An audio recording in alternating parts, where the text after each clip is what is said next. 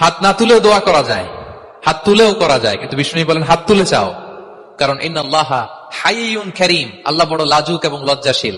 বান্দা যখন হাত তুলে ভিক্ষুকের মতো কিছু চায়, ওই হাত খালি হাতে ফিরিয়ে দিতে আল্লাহ লজ্জা লাগে। হাত তুলে চাইবেন।